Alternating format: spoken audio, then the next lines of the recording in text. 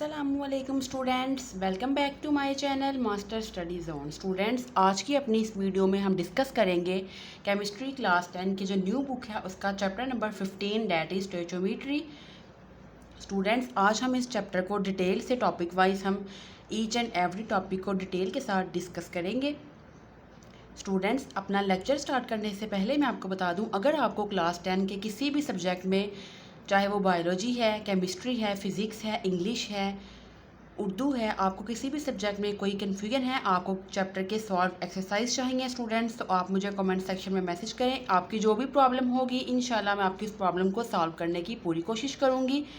Students, जैसे ही हमारा ये चैप्टर कंप्लीट होगा तो मैं आपके साथ जो सॉल्व एक्सरसाइज होंगी स्टूडेंट्स, वो नोट्स मैं आपके साथ शेयर करूंगी, आपको क्वेश्चंस के आंसर्स मार्क करवाऊंगी, और साथ साथ स्टूडेंट्स आपने अपने हर टॉपिक को अच्छे से प्रिपेयर करना है स्टूडेंट्स, क्योंकि क्लास 10 में आपके पास टाइम शॉर्ट होता है। आपने थोड़े टाइम में ही अपने सिलेबस को कंप्लीट करना है स्टूडेंट्स, क्योंकि इस दफ़ा आपका स्मार्ट सिलेबस नहीं है स्टूडेंट्स, तो आपने अपने टॉपिक को जो है अपनी ईच एंड एवरी टॉपिक को हर आपने साथ साथ लेके चलना है, ताकि at the end of the year आपको कोई प्रॉब्लम ना हो, आपको सारे टॉपिक्स अच्छे से आते हों। स्टूडेंट्स, स्कीम के अकॉर्डिंग ही मैं आपको तैयारी करवाऊंगी। जिस चैप्टर से हमने लॉन्ग करने होंगे, जो शॉर्ट के लिए चैप्टर इंपॉर्टेंट होंगे, साथ साथ हम तैयारी करेंगे, ताकि स्टूडेंट्स आपको एंड में कोई प्रॉब्लम ना हो और आपकी तैयारी अच्छे से हो चुकी हो। जी स्टूडेंट्स, तो आज हम स्टार्ट करते हैं चैप्टर नंबर 15 स्टोइचोमेट्री। जी स्टूडेंट्स, पहले आप इस टॉपिक को समझ लीजिए। हमारा पहला टॉपिक है मोलर वॉल्यूम। इसके बाद मैं आपको मार्क करवाऊंगी कि आपने इसमें से कितना कितना याद करना है, क्योंकि ज़्यादातर आपको यही प्रॉब्लम आती है कि हमने याद कितना करना है और कौन सा टॉपिक याद करना है, कौन सा नहीं करना, तो मैं आपको साथ साथ ये मार्क करवा दूँगी। जी स्टूडेंट्स, तो मोलर वॉल्यूम समझने से पहले आप एक चीज़ याद रखिए स्टूडेंट्स, के जो गैस का वॉल्यूम है वो कभी भी सेम नहीं रहता, बल्कि गैस का वॉल्यूम चेंज होता रहता है। फॉर एग्जांपल, अगर आपने प्रेशर या टेम्परेचर को चेंज किया है तो आपकी कोई भी जो गैस है उसका वॉल्यूम चेंज हो जाएगा। जैसे फॉर एग्जांपल स्टूडेंट्स, अगर हम टेम्परेचर की बात करें तो अगर सर्दी या गर्मी होगी स्टूडेंट्स, तो उससे आपके गैस का जो वॉल्यूम है उस पर इफ़ेक्ट पड़ेगा। अगर आप टेम्परेचर ज़्यादा होगा तो गैस का वॉल्यूम ज़्यादा हो जाएगा। इसी तरह स्टूडेंट्स, अगर आप प्रेशर को इंक्रीज़ करते हो तो गैस का वॉल्यूम कम हो जाता है। तो इस तरह से स्टूडेंट्स, गैस का वॉल्यूम कभी भी सेम नहीं रहता, बल्कि वो चेंज होता रहता है स्टूडेंट्स। तो हमने डिफरेंट गैसेस के वॉल्यूम को आपस में कंपेयर करने के लिए हमें एक स्टैंडर्ड की ज़रूरत थी स्टूडेंट्स। तो हमने उस स्टैंडर्ड को क्या नाम दे दिया, RTP का, यानी कि standard room temperature and pressure. यानी कि स्टूडेंट्स, RTP क्या है कि एक नॉर्मल जो आपके रूम का टेम्परेचर और प्रेशर होता है उसको हम क्या बोलते हैं, RTP। अब स्टूडेंट्स नेक्स्ट आगे देखिए, RTP पे जो आपका प्रेशर होगा स्टूडेंट्स वो कितना होगा, 1 एटमॉस्फेयर मीन्स के 1 ATM, और 1 ATM इक्वल होता है 760 टॉर के, और टेम्परेचर होता है 25 डिग्री सेल्सियस। तो ये स्टूडेंट्स हमने एक जो है वो स्टैंडर्ड ले लिया, जिसको हमने नाम दे दिया RTP का, डिफरेंट गैसेस के वॉल्यूम को मेजर करने के लिए, कंपेयर करने के लिए। इसके बाद स्टूडेंट्स नेक्स्ट हम डिस्कस करते हैं मोलर वॉल्यूम के। स्टूडेंट्स के मोलर वॉल्यूम क्या है, अब आपने याद रखना है कि स्टूडेंट्स किसी भी गैस का, चाहे वो हाइड्रोजन है, नाइट्रोजन है, कोई भी स्टूडेंट्स गैस है, ऑक्सीजन है, उसका अगर आपने 1 मोल लिया है स्टूडेंट्स, और RTP पे यानी कि रूम टेम्परेचर प्रेशर पे स्टूडेंट्स अगर आपने किसी भी गैस का 1 मोल लिया है, तो हमेशा स्टूडेंट्स वो 24 DM³ वॉल्यूम ही ऑक्यूपाई करेगी, उसको हम बोलते हैं मोलर वॉल्यूम। मेन स्टूडेंट्स, मैं दोबारा रिपीट करती हूँ कि आपने कोई भी गैस का, चाहे वो नाइट्रोजन है, ऑक्सीजन है, हाइड्रोजन है स्टूडेंट्स, अगर आपने उसका 1 मोल लिया है और वो RTP पे है यानी कि रूम टेम्परेचर प्रेशर पे है, तो उस टाइम जो उसका वॉल्यूम होगा वो 24 DM³ होगा, और उस वॉल्यूम को हम बोलते हैं मोलर वॉल्यूम। जी स्टूडेंट्स, तो आपको डेफिनेशन जो है वो स्क्रीन पे शो हो रही होगी स्टूडेंट्स। डेफिनेशन आपने याद करनी है, इट हैज़ बीन फाउंड से लेके इस कॉल्ड मोलर वॉल्यूम, यहाँ तक स्टूडेंट्स आपने इसकी डेफिनेशन याद करनी है। और नेक्स्ट आपने याद करना है, इसके बाद स्टूडेंट्स यहाँ से याद करना है, 1 mole of each gas contain the same number of molecules occupies the same volume and at the same time has different message. अब ये लाइन मैं आपको एक्सप्लेन करती हूँ। फॉर एग्जांपल स्टूडेंट्स, आपके पास 1 मोल ऑक्सीजन है और 1 मोल हाइड्रोजन है। अब 1 मोल ऑक्सीजन का जो मैस है वो 32 है, हाइड्रोजन का 2 ग्राम है, ऑक्सीजन का 32 ग्राम है। अब स्टूडेंट्स ये दोनों गैसेस के देखिए मैसेज डिफरेंट हैं, लेकिन स्टूडेंट्स ये दोनों गैसेस के अगर आपने 1 मोल लिए हैं और वो RTP पे है यानी कि रूम टेम्परेचर प्रेशर पे है, तो दोनों गैसेस का जो वॉल्यूम है वो सेम होगा, डैट इज़ 24 dm³, यानी कि इसका वॉल्यूम जो है वो सेम रहेगा। नो मैटर के गैसेस का जो मैस है वो डिफरेंट है, लेकिन उनका जो वॉल्यूम वो ऑक्यूपाई करेंगे स्टूडेंट्स वो सेम होगा। कितना होगा? 24 dm³। शर्त ये है कि वो 1 मोल हो और वो RTP पे हो यानी कि रूम टेम्परेचर प्रेशर पे हो। तो स्टूडेंट्स ऊपर से जो आपने याद करना है, जो ये वाला पैराग्राफ दिया गया है, इसमें से आपने यहाँ से याद करना स्टार्ट करना है in order to compare the volume, जो मैंने हाईलाइट किया है। यहाँ तक आप याद करोगे रूम टेम्परेचर एंड प्रेशर। और स्टूडेंट्स ये कंडीशन आप याद कर लीजिएगा कि जो टेम्परेचर है वो 25 डिग्री सेल्सियस होना चाहिए और जो प्रेशर है वो 1 एटमॉस्फेयर 1 ATM जो इक्वल है 760 टॉर के। इनको हम कहते हैं RTP यानी कि रूम टेम्परेचर प्रेशर। इसके बाद स्टूडेंट्स नेक्स्ट है, in other words the message and the size of the molecule of gas do not change the volume occupied bye them. Students वो कहते हैं कि जो मैस और साइज है गैसेस का वो चेंज नहीं होता, जो वॉल्यूम वो ऑक्यूपाई करते हैं उससे उनके जो मैस या उनका जो साइज है उस पर कोई इफेक्ट नहीं आता। The concept of molar volume is useful because it enables to calculate the number of moles और masses of the gases if we know their volume. जी स्टूडेंट्स, तो अब जो मोलर वॉल्यूम है वो क्यों यूज़फुल है? क्योंकि इससे आप कैलकुलेट कर सकते हो नंबर ऑफ मोल्स या फिर गैस के मैसेज अगर आपको उनके वॉल्यूम का पता है। तो स्टूडेंट्स ये जो एक लाइन आपको दी गई है इससे ही आगे आपके जो एग्जांपल्स हैं वो सॉल्व होंगे कि किस तरह से अगर आपको गैसेस का वॉल्यूम पता हो तो आप नंबर ऑफ मोल्स को या फिर उनके मैसेज को फाइंड आउट कर सकते हो। तो स्टूडेंट्स ये आपने फुल पैराग्राफ ही याद करना है, क्योंकि ये आगे से जो लाइंस हैं ये लास्ट वाली 4 लाइंस ये भी इंपॉर्टेंट है, तो आप ये फुल पैराग्राफ याद कर लीजिएगा। जी स्टूडेंट्स, होपफुली अब आपको मोलर वॉल्यूम की अच्छे से समझ आ गई होगी। नेक्स्ट स्टूडेंट्स हमारा टॉपिक है 15.1 एग्जाम्पल। आपने कैलकुलेट करने हैं number of moles of nitrogen gas present when it occupies a volume of 2.4 dm³ at RTP। अब आपको वॉल्यूम दिया गया है जो आपको पर लाइन में एक्सप्लेन किया गया था कि अगर आपको गैसेस के वॉल्यूम का पता हो तो आप नंबर ऑफ मोल्स या फिर उनके मैसेज को फाइंड आउट कर सकते हो। तो स्टूडेंट्स अब आपको वॉल्यूम दे दिया गया है, आपने नंबर ऑफ मोल्स को फाइंड आउट करना है। हम स्टूडेंट्स इसको ये वाले फॉर्मूले से फाइंड करेंगे, number of moles of gas is equal to volume of gas at RTP divided by molar volume of the gas. अब स्टूडेंट्स आपने यहाँ पे क्या कैलकुलेट करने हैं? Number of moles.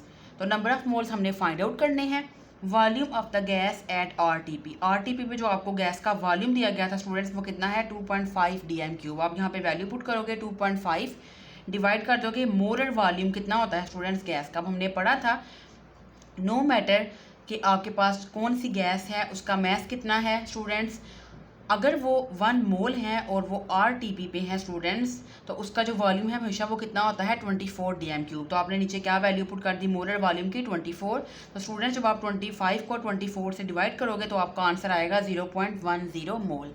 तो आपने इस वाले फॉर्मूले के साथ अपनी इस प्रॉब्लम को सॉल्व करना है स्टूडेंट्स। नेक्स्ट हम डिस्कस करते हैं नेक्स्ट प्रॉब्लम। जी स्टूडेंट्स, नेक्स्ट हमारे पास प्रॉब्लम है calculate the volume of 0.5 mole of hydrogen at RTP। अब आपने वॉल्यूम फाइंड करना है, नंबर ऑफ मोल्स अब आपको गिवन है, वॉल्यूम फाइंड करना है स्टूडेंट्स। So simple. अब वॉल्यूम को आप यहीं पे रहने दोगे और मोलर वॉल्यूम को आप वहाँ पे जाके नंबर ऑफ मोल से मल्टीप्लाई कर दोगे। इधर डिवाइड हो रहा है, इक्वल की साइड पे जाके नंबर ऑफ मोल से क्या हो जाएगा? मल्टीप्लाई। नंबर ऑफ मोल्स कितने हैं? 0.5 मोल। और स्टूडेंट्स मोलर वॉल्यूम कितना होता है? 24। जी सो सिंपल। तो आप 0.5 को मल्टीप्लाई कर दोगे 24 से तो आपके पास वॉल्यूम जो है वो आपको मिल जाएगा। जी स्टूडेंट्स ये देखिए, आप 0.5 को मल्टीप्लाई कर दोगे 24 से तो आपके पास वॉल्यूम आ जाएगा हाइड्रोजन का, डेट इज़ 12 dm³। जी स्टूडेंट्स, नेक्स्ट एग्जांपल है calculate the volume occupied by 200 gram carbon dioxide at RTP। अब आपको ग्राम में दिया गया है मैस, अब आपको नंबर ऑफ मोल्स नहीं दिए गए बल्कि 200 ग्राम दिए गए हैं कार्बन डाइऑक्साइड के। यहाँ से पहले आपने नंबर ऑफ मोल्स खुद फाइंड करने हैं। फाइंड स्टूडेंट्स देखिए आपने वही करना है वॉल्यूम, तो फॉर्मूला आप वही यूज़ करोगे। वॉल्यूम किसके इक्वल है स्टूडेंट्स? हमने अभी डिस्कस किया था कि अगर आपने यहाँ से वॉल्यूम फाइंड करना हो तो आप नंबर ऑफ मोल्स को मल्टीप्लाई कर दोगे मोलर वॉल्यूम से। स्टूडेंट्स आप यहाँ से ये वाला फार्मूला ही यूज़ करोगे, volume is equal to number of moles multiply by molar volume, यानी कि नंबर ऑफ मोल्स को आपने मोलर वॉल्यूम से मल्टीप्लाई कर देना है स्टूडेंट्स। अब यहाँ पे हमारे पास नंबर ऑफ़ मोल्स नहीं है, बल्कि हमें क्या दिया गया है, ग्राम में मैस दिया गया है। तो फर्स्ट ऑफ ऑल आप नंबर ऑफ़ मोल्स को फाइंड कर लोगे। Number of moles is equal to mass divided by molar mass. तो आप स्टूडेंट्स यहाँ पे नंबर ऑफ़ मोल्स की जगह क्या पुट कर दोगे, mass divided by molar mass. Mass हमें कितना दिया गया था, 200 ग्राम, और हम CO2 यानी कि कार्बन डाइऑक्साइड का मोलर मैस फाइंड आउट कर लेंगे स्टूडेंट। उसको मल्टीप्लाई कर देंगे मोलर वॉल्यूम से, जो कितना होता है 24। तो हमारे पास वॉल्यूम आ जाएगा कार्बन डाइऑक्साइड का। तो मैं आपको स्टूडेंट्स फाइंड करना सिखा देती हूँ कि हम मोलर मैस कैसे फाइंड करते हैं CO2 का। जी स्टूडेंट्स, हमारे पास CO2 में जो कार्बन है उसका एटॉमिक मास 12 है, ऑक्सीजन का 16 होता है, O2 है तो हम 16 को 2 से मल्टीप्लाई करेंगे, 32 आएगा। इन दोनों को ऐड करेंगे स्टूडेंट्स तो 44 ग्राम पर मोल हमारे पास मोलर मैस आ गया कार्बन डाइऑक्साइड का। उसको पुट करेंगे तो आपके पास स्टूडेंट्स वॉल्यूम आ जाएगा 109 dm³। जी स्टूडेंट्स, अब नेक्स्ट है हमारे पास 15.2 टॉपिक है कंसंट्रेशन ऑफ सोल्यूशन। जी स्टूडेंट्स, तो इसको अब हम समझते हैं। कंसंट्रेशन स्टूडेंट्स बेसिकली क्या होती है, अगर आपके पास एक सोल्यूशन है, फॉर एग्जांपल वाटर, तो आपने उसमें कितना सल्यूट ऐड किया है, जितनी आप अमाउंट ऑफ सल्यूट उसमें डिज़ोल्व करेंगे स्टूडेंट्स, उसको हम बोलते हैं कंसंट्रेशन ऑफ सोल्यूशन के। सोल्यूशन कितना कंसंट्रेटेड है, अगर आप उसमें ज़्यादा सल्यूट ऐड करेंगे स्टूडेंट्स तो सोल्यूशन ज़्यादा कंसंट्रेटेड होगा, अगर आप उसमें कम ऐड करेंगे तो सोल्यूशन कम कंसंट्रेटेड होगा।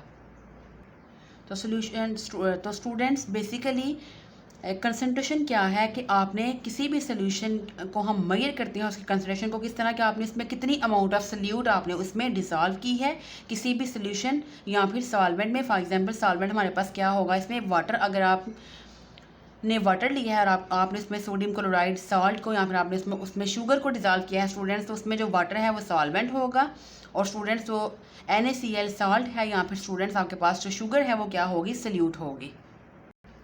उसके बाद स्टूडेंट्स आपने यहाँ से याद करना है कि अमाउंट ऑफ सल्यूट को जो हम डिज़ोल्व करते हैं उसको हम ग्राम या मोल्स में लेते हैं, और जो सोल्यूशन है उसके वॉल्यूम को dm³ या फिर सेंटीमीटर क्यूब में।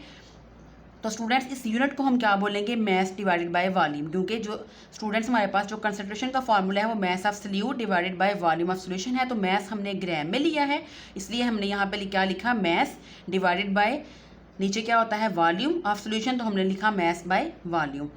इसी तरह से स्टूडेंट्स अगर हम इसकी मोलर कंसंट्रेशन लेंगे तो फिर हम यूज़ करेंगे मोल पर dm³, फिर हम उसको सल्यूट को लेंगे मोल्स में तो हम लिखेंगे मोल डिवाइडेड बाय dm³।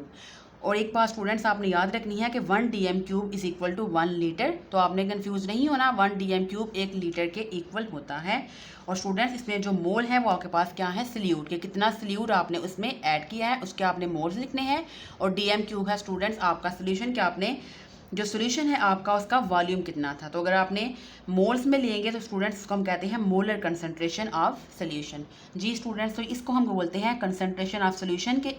आपने कंसंट्रेशन ऑफ सोल्यूशन में आप क्या मेजर करते हो कि आपने कितना सल्यूट जो है वो डिसॉल्व किया है अपने सॉल्वेंट में, और आपके पास क्या बना है स्टूडेंट, सोल्यूशन। जी स्टूडेंट्स, इसकी एक एग्जांपल है वो हम सॉल्व कर लेते हैं। इसमें आपने कंसंट्रेशन फाइंड आउट करनी है। आपको जो मैस ऑफ सल्यूट दिया गया है वो ग्राम में है, डेट इज़ 20 ग्राम, और जो आपको वॉल्यूम ऑफ सोल्यूशन दिया गया है वो है 0.2 dm³। स्टूडेंट्स आप इन दोनों वैल्यूज़ को डिवाइड करोगे तो आपके पास कंसंट्रेशन आ जाएगी 100 ग्राम पर dm³। बहुत ईजी सा ये न्यूमेरिकल था स्टूडेंट्स। आज का हम लेक्चर यहीं पर वाइंड अप करते हैं, पेज नंबर 18 तक आज हमने डिस्कस किया। स्टूडेंट्स इंशाल्लाह अपनी नेक्स्ट वीडियो में हम नेक्स्ट जो चैप्टर के टॉपिक्स रह गए हैं उनको डिटेल के साथ ऐसे ही 1 बाय 1 डिस्कस करेंगे स्टूडेंट्स। अगर आपको आज के लेक्चर में कोई कन्फ्यूजन हो, आपका कोई क्वेश्चन हो, तो आप मुझे कमेंट सेक्शन में मैसेज कर सकते हैं। मिलेंगे स्टूडेंट्स इंशाल्लाह एक नेक्स्ट वीडियो में एक नए टॉपिक के साथ। अपना बहुत सारा ख्याल रखिएगा, तब तक के लिए अल्लाह हाफिज़।